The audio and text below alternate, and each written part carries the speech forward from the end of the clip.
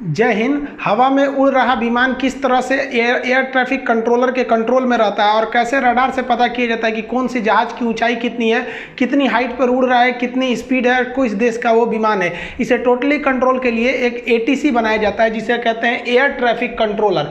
ये एक टावर में बैठा रहता है, एयरपोर्ट पर ही इसकी ड्यूटी होती है। ये टावर बहुत ऊँचा होता है, लिफ्ट से लोग इसमें जाते हैं। ये टावर के ऊपर देखेंगे तो यहाँ रडार लगा दिया जाता है जिससे कि वो दूसरे जहाज़ों का पता लगा लेता है। कभी कभी रडार ATC के अलग किसी दूसरे बेस पर भी बना दिए जाते हैं, बट वो एयरपोर्ट के ही एरिया में रहते हैं। अब ये ATC को देखेंगे तो 2 लेयर में इसकी ATC की केबिन होती है। नीचे वाला जो लेयर होता है वो उसमें वो लोग बैठते हैं जो उनको ड्यूटी के लिए ऊपर जा रहे होते हैं। जैसे मान लीजिए जो मेन ड्यूटी कमांड कर रहे हैं लोग, वो लोग ऊपर वाले ATC टावर में बैठे हुए हैं लोग। अब मान लीजिए किसी की ड्यूटी 10 बजे खत्म होनी है तो दूसरा शिफ्ट वाला 10 बजे थोड़ी आएगा, उसको 9 बजे से बुला लिया जाएगा, थोड़ा पहले बुला लिया जाता है। इसलिए वो नीचे बैठ के वेट कर रहा होता है, टाइम से ही वहाँ पे जाता है। नहीं तो पता चला वो सब कंट्रोल कर रहे हैं, सब वही में जाके बतियाएगा, मिश्रा जी खैनिया कहाँ है, लड़ा देगा ससुरा इधर उधर। इसलिए उसको नीचे वाले में बैठा के रखते हैं। ATC टावर जो होता है उसकी डिजाइनिंग ऐसे की जाती है कि वो 360 डिग्री देख सके, चारों ओर शीशा लगा दिया जाता है और इससे पूरा एयरपोर्ट दिखाई देता है कि कौन सा रनवे खाली है, कौन सा टैक्सीवे है या नहीं। ये अपने स्क्रीन पे तो देखते हैं, साथ ही विजुअल भी देखते हैं कि हाँ ये रनवे खाली हो गया। अब उसके ऊपर दूसरे जहाजों को वो लैंड कराने के लिए अलाउ कर देते हैं। ATC टावर में बैठे कंट्रोलर के पास पूरा एयरपोर्ट का नक्शा होता है। जिस तरह से स्टेशन मास्टर के पास पूरा स्टेशन का नक्शा होता है, कौन सा ट्रैक किधर जा रहा है, वैसे इन लोग के पास पूरा एयरपोर्ट का नक्शा होता है कि टैक्सी वे किधर है, कौन सा रनवे है। मतलब बड़े एयरपोर्ट पे 2-2, 3-3 रनवे होते हैं, तो ये टोटल इन लोगों के पास नक्शा होता है। जो रनवे या जो टैक्सी वे बिजी होता है वहां पर ब्लिंक करते रहता है कि ये वाला एरिया थोड़ा सा बिजी है। अब तो ATC के जितने चीज़ें आ गए हैं वो हर चीज़ ऑटोमेटिक आ गए हैं। नहीं तो पहले यहाँ पर एक देखिएगा तो एक चौकोर सा यहाँ पे ये लोग रखे हुए हैं लोग। इस पर क्या हुआ रहता था, लिखा रहता था कि जहाज की टाइमिंग, कौन सा जहाज है, कैसे आएगा।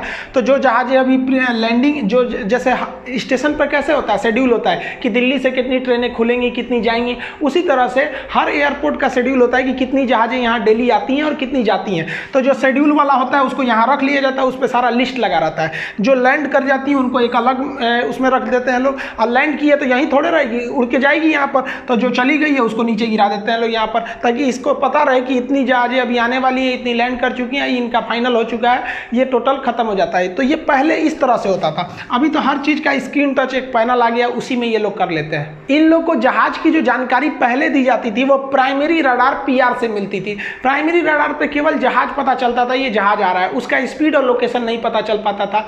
इसलिए एक सेकेंडरी सर्वेलांस रडार लगाया गया। ये सर्वेलांस पता लगा लेता है, प्राइमरी रडार के ठीक ऊपर फिट हुआ रहता है सेकेंडरी सर्वेलांस रडार, जिसे हम सेकेंडरी रडार के नाम से जानते हैं। ये रडार बहुत ही एडवांस होता है। ये एक तरह का क्वेश्चन आंसर करते रहता है जहाज से। वो इधर से इंट्रोगेट करता है एक अलग फ्रीक्वेंसी पे, जैसे ये देखिए 1030 हर्ट्ज की फ्रीक्वेंसी पे छोड़ा है मेगाहर्ट्ज, वो 1090 मेगाहर्ट्ज पे वो छोड़ा है। तो ये एक दूसरे से कम्युनिकेट करते रहते हैं जहाज से। जहाज का जो कॉकपिट होता है जिसमें पायलट बैठता है, वहां एक इंस्ट्रूमेंट लगा रहता है जिसे ट्रांसपॉन्डर कहते हैं। ये ट्रांसपॉन्डर 2 चीजों से मिलकर बना है। ट्रांसमिट मतलब छोड़ना और रिस्पॉन्ड मतलब जवाब देना। तो ये जो होता है ना, जैसे यहां से आपका सेकेंडरी रडार कोई सिग्नल भेजेगा इसके ट्रांसपॉन्डर में यहां पर, तो ये क्या करेगा, ये सवाल सिग्नल नहीं भेजा, एक तरह का क्वेश्चन आंसर कर रहा है, इंटरोगेट कर रहा है कि तुम कहाँ के जहाज हो, कितना के स्पीड में हो, कितना ऊंचाई पर हो, कहाँ जाओगे।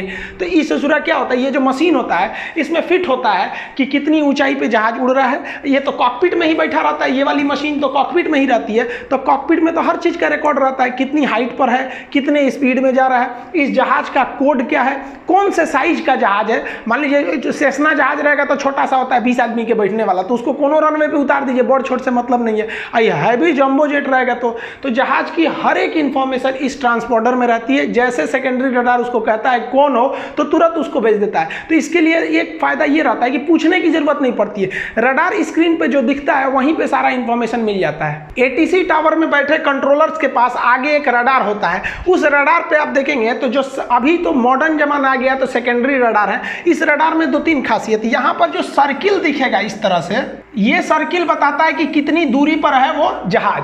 अब कई ठो सर्किल हैं सब यहाँ पे, ये अलग अलग दूरी को दर्शा देते हैं सर। इसमें देखेंगे तो जहाज जो होता है, यहाँ पे कुछ कोड दिख रहा है, जहाज तो दिख ही रहा है, वहाँ कुछ लिखा हुआ है। ये क्या करता है, सेकेंडरी जो उसके अंदर का ट्रांसपोंडर बता देगा कि ऊंचाई कितनी है, हाइट कितना है, कितने बड़ा जहाज है, जहाज की कैटेगरी बता देता है, ताकि इस एटीसी को आराम से सहूलियत पता चल जाती है और उसको लग जाता है कि दो जहाजें आपस में लड़ने वाली तो नहीं है। जैसे यहाँ देखेंगे दो जहाजें एक पास है, लेकिन एक की हाइट 16,000 फीट है, एक की हाइट 22,000 फीट है, तो टेंशन फ्री है, एक के पास रहो, क्या दिक्कत है, एक हाइट पे एक नहीं है। पहले क्या था, दिल्ली एयरपोर्ट पे प्राइमरी रडार नहीं थे, तो कजाकिस्तान एयरलाइंस जो थी वो दुबई से आ रही, अरब से आ रही फ्लाइट के सीधे लड़ गए थे सब, दोनों एक ही साथ लड़ गए थे सब। रीजन क्या था कि जो कजाकिस्तान एयरलाइन की जहाज थी उस ससुरा का ट्रांसपोंडर खराब था, उसको बताइए नहीं पा रहा था कि उसकी हाइट कितनी है उसकी एल्टीट्यूड से। तो ये दिल्ली एयरपोर्ट वाला उसको बोला कि भाई तुम 15,000 पे रहो, सऊदी वाले को कहा कि तुम रहो भाई ऊपर 20,000 पे, लेकिन उस वाला का खराब था, ये चल गया, दोनों आ गए से 20 पे। सऊदी वाला तो ठीक से था जो उधर से था, कजाकिस्तान वाला थोड़ा सा गड़बड़ किया, दोनों आके आपस में लड़ गए थे। लेकिन अगर उस वक्त दिल्ली में सेकेंडरी रडार रहता तो उसका खराब था तो क्या दिक्कत है, इधर तो पता चल सकते थे, हालांकि ट्रांसपोंडर खराब था तो इसको भी गलत जानकारी मिल सकता था। तो ये सेकेंडरी रडार बहुत मदद करता है। सेकेंडरी रडार में आप देखेंगे कई इंफॉर्मेशन लिखे रहते हैं, इसमें एयरक्राफ्ट की आईडी रहती है कि कौन से देश का जहाज है, उसमें एल्टीट्यूड लिखा रहता है, डेस्टिनेशन कहाँ जाना है उसको ये कोई ज़रूरी नहीं है, लेकिन स्पीड और एयरक्राफ्ट का टाइप यहाँ लिखा रहता है। तो ये यहाँ पर आपको एक जहाज दिख रही है, ये वाला एरिया ऐसे, अब ये जहाज का यहाँ सारा इंफॉर्मेशन दे दिया, यहाँ पर एक जहाज दिख रही है, यहाँ इसका सारा इंफॉर्मेशन दे दिया। तो सेकेंडरी रडार जो होता है वो स्क्रीन पर हमको हर एक जानकारी दे देता है। ये सेकेंडरी रडार को जानकारी ट्रांसपोंडर की मदद से मिल गई रहती है। इस तरह से एटीसी टावर में बैठे कंट्रोलर के स्क्रीन पर ढेर सारे जहाजें दिखती हैं, लेकिन उससे वो कंफ्यूज नहीं होता है। जबकि रेलवे में स्टेशन मास्टर को देखिए ना, उसको केवल बत्ती दिखाई देती है और कंट्रोल पे पूछता है कौन जहाज है, मतलब कौन सी ट्रेन निकल रही है, उसको बत्तियां पे थोड़े लिखला रहता है कि राजधानी निकली कि शताब्दी निकली। लेकिन यहाँ पर देखिए इसको तो एकदम अच्छा से बत्ती भी दिख रहा है कि कौन सी जहाज आ रही है और वहाँ पे सब चीज उसके बारे में लिखा है। ये लोग भी हैबिचुएटेड हो जाते हैं कि कितनी जहाजें आएंगी कितनी नहीं आएंगी, आपको ही पता है जहाजों का शेड्यूल होता है। ये ट्रांसपोंडर जो होता है ये बेसिकली 3 टाइप के होते हैं जिन्हें मॉड कहते हैं। मॉड अल्फा ये उतना अच्छा नहीं होता है, केवल एल्टीट्यूड वगैरह बता पाता है, उससे ज्यादा कुछ नहीं। उससे थोड़ा अच्छा होते हैं चार्ली एस सी, और सबसे एडवांस अभी जो रहा है सिरिल मोड का आ रहा है। ये जो होता है एस टाइप का जो ट्रांसपोंडर होता है ये हर एक इंफॉर्मेशन दे देता है। अभी जितने बड़े जहाज हैं उसमें मॉड एस टाइप का ही ट्रांसपोंडर लगाना पड़ेगा। ट्रांसपोंडर में क्या होता है, एक स्क्वैग कोड भरना होता है। हर जहाज का अपना एक आइडेंटिफिकेशन एक कोड होता है, जैसे आपके गाड़ियों का नंबर होता है वही इस ट्रांसपोंडर में भर दिया जाता है। यहाँ नंबर होता है चेंज करने का, जैसे इसने लिखा है यहाँ पे जो भी नंबर यहाँ पे देख रहे हैं ये नंबर लिख देगा, कोड भरेगा। यहाँ पे नीचे जो होता है स्वैप कोड इनपुट के लिए बटन दिए रहते हैं, यहाँ पे वो बटन दे सकता है, यहाँ पे एल्टीट्यूड वगैरह दिखाई दे रहा होता है तो यहीं से भरना होता है। जैसे इसने भर रखा है कि 1725 1725, तो एटीसी के डिस्प्ले में क्या दिखाई देगा 1725, यानी ये जहाज का कोड है। अगर कोई गड़बड़ी करेगा तो इसी जहाज के कोड से पकड़ा जाएगा। जैसे किसी के एक्सीडेंट करके आप भाग जाते हैं तो आपका गाड़ी का नंबर होता है ना, वैसे एक तरह से कर दीजिए तो एटीसी को ये नंबर दिखाई देगा कि ये किस आईडी की जहाज है। कॉकपिट में बैठे पायलट को कभी बड़ी भयानक समस्या का सामना करना पड़ता है।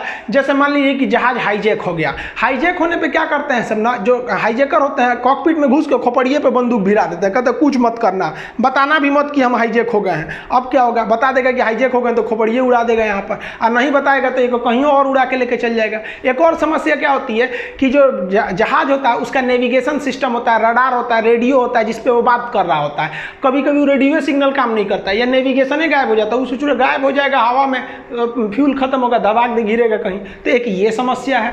और दूसरी कभी कभी एयरपोर्ट में मिलिट्री वाले जहाज घूमने लगते हैं सब, मिलिट्री का जहाज का कोई एरिया नहीं होता, वो कहीं भी जा सकते हैं। सवारी वाले का तो फिक्स होता है ना कि भाई यहाँ से वहाँ जाएगा, मिलिट्री वाला कहीं भी चले जाते हैं सर। एक और चीज क्या होता है कि जब जहाज लैंड करने वाला होता है तब इसको कोई जरूरत नहीं है कि एटीसी से बात करे, इसको तो एयरपोर्ट देख ही रहा है। अब ये आईएलएस से ही जा सकता है, लोकलाइजर और ग्लाइड स्लोप की मदद से। पिछले वीडियो में हम आईएलएस समझा दिए थे। अब एकदम आप जहाज उतर गए तो एटीसी को एक काम है कि आपको एकदम दुआरी तक पहुंचाएगा, तो जब नीचे आ रहा होता है तो इसका नंबर अलग चेंज करना होता है। तो इस सारी समस्याओं का निदान कर सकता है ट्रांसपोंडर का स्वैप कोड। ट्रांसपोंडर का जो नंबर होता है वो क्या होता है, वो तो आपका स्पेसिफिकेशन नंबर है, लेकिन इसमें कुछ जो स्पेसिफिकेशन नंबर आपके जहाज को दिया जाता है उसे स्वैप कोड कहा जाता है। स्वैप कोड जो होता है कभी कभी इमरजेंसी में इसे चेंज करना होता है। कब चेंज किया जाता है इमरजेंसी में, तो यहाँ बटन होता है, घुमा के चेंज कर सकते हैं। मान लीजिए कि आपका जहाज जो है ना, वो आपका जहाज हाईजेक हो गया है, कोई उसको किडनैप कर लिया है, खोपड़िए पे बोला है कि कुछ मत करना, उधर एटीसी कर रहा है, क्या हो गई लो, तो आप कहेंगे क्या खोपड़िया पे बंदूक भिड़ाया है, हाईजेक हो गए, मार देगा, एक गोली चल जाएंगे। तो उसमें इतना बटन होता है कॉकपिट में, समझे में नहीं आएगा हाईजेक वाले को। तो ट्रांसपॉन्डर में भर दीजिए 7500। जैसे 7500 भरेंगे, जो एटीसी टावर है उसको दिखेगा 7500, मतलब ये जहाज हाईजेक हो गया है। तुरंत मिलिट्री को कहेगा ये जहाज को चारों ओर से घेर के कहीं उतार लो, भागे मत यहाँ पर। हमारा जहाज IC-814 हाईजेक हुआ था ना 1999 के आखिरी दिन, सन 2000 को, 1 जनवरी को हाईजेक कर दिया सर, लास्ट दिन में लोग घूमने आ रहे थे। तो उस समय एटीसी जो सोचा दिल्ली तक जहाज चली आई थी, पता ही नहीं चल रहा था कि उन लोग को हाईजेक हो गई है। हालांकि उन लोग को अमृतसर एयरपोर्ट पे उतारा भी गया था, हम लोग बहुत मौका गंवा दिए थे। एक और चीज, तो ये आप समझ गए इमरजेंसी स्वैप कोड क्या हो सकता है। 75 भरा तो हाईजेक है, अगर 7600 भर दिया है तो मतलब समझिए कि उसका नेविगेशन फेल हो गया है। नेविगेशन फेल का मतलब कि देखिए हाईजेक हुआ है तो भरेगा स्वैप कोड, क्या भरेगा 7500, तो जैसे दिखेगा समझ गया हाईजेक है। नेविगेशन फेल, उसका सिग्नल काम नहीं कर रहा था, पूछेगा कैसे हम जाएंगे कि नहीं। तब इसको क्या किया जाता है, एक दूसरा जहाज इसके बगल में मिलिट्री वाला भेजा जाता है, ये उससे बात करता है कि भाई साहब ऐसा ऐसा समस्या है, तो अब मिलिट्री वाला फिर एटीसी से बात कर लेता है, तो ये भर देगा 7600। अब क्या होता है, मिलिट्री वाला जहाज को परमिशन नहीं होना, इसको कोई रोक टोक नहीं करता है, तो इसके लिए 00 या 777 4 का प्रयोग किया जाता है। दोनों अलग अलग चीजें होती हैं। अब एक क्या होता है, विजुअल फ्लाइट रूल होता है। विजुअल फ्लाइट रूल को शॉर्ट करना है VFR कहते हैं। मतलब जब जहाज लैंड करने वाला होता है, जब मशीनों से वो जुड़ जाता है, ILS मशीन उसको आराम से उतार लेती है, तब वो ATC से उसका संपर्क तोड़ दिया जाता है। तो कैसे तोड़ दिया जाता है, तो संपर्क तो टूटेगा नहीं, वो अपने ट्रांसपोंडर में 1200 डिजिट भर देता है, 1200। हालांकि इंडिया में कहीं 2000 ये कोड है। जैसे ये कोड भर देगा तो ATC अपने डिस्प्ले में उस जहाज को देख के इग्नोर कर देगा कि भैया अब ये तो उतरने वाला है, अब उतर जाएगा, बाकी का काम ग्राउंड वाले लोग देख सकते हैं। इस तरह आप समझे कि ट्रांसपोंडर मदद तो करता ही है, हम कहाँ हैं, साथ में साथ ये चुप्पे वो सिग्नल भी भेज देता है कि हाईजेक हो गई लो, भुला गई लो, हर चीज भेज देता है। VFR मतलब क्या होता है कि भाई हम नीचे उतर गए, अब आप हमारे ऊपर उतना ध्यान मत दीजिए। अब एक इमरजेंसी कोड होता है 7700। 7700 क्या होता है, ये इमरजेंसी में होता है, मतलब जहाज का इंजन फेल हो गया या फिर जहाज काम नहीं कर रहा, ढहने वाला है, तो उसको कहते हैं। इसके लिए पायलट तो बोल भी सकता है भाई इमरजेंसी में, कोई जरूरी नहीं तो कोड भरे, वो कोड भी भर देता है और बोल भी देता है पैन पैन पैन, मतलब अगर उसका एक इंजन फेल हुआ है तो पैन पैन पैन बोलेगा, और दोनों फेल हो गया तो मेडे मेडे मेडे, मतलब अब हम एकदम कंट्रोल के बाहर है।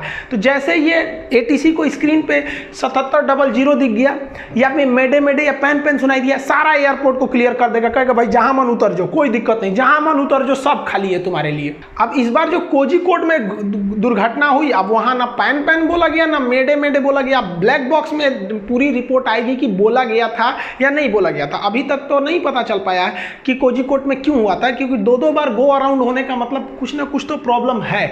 आई होप आप समझ गए कि ATC किस तरह स्वैप कोड को देख के बता सकता है कि कौन सी जहाज है, इमरजेंसी है या हाईजेक हो गया है, या VFR मतलब ये अब उतरने वाला है, या फिर इसकी नेविगेशन फेल हो गई है। आई होप आप इसे समझ गए होंगे। मिलेंगे नेक्स्ट वीडियो में, तब तक के लिए जय हिंद।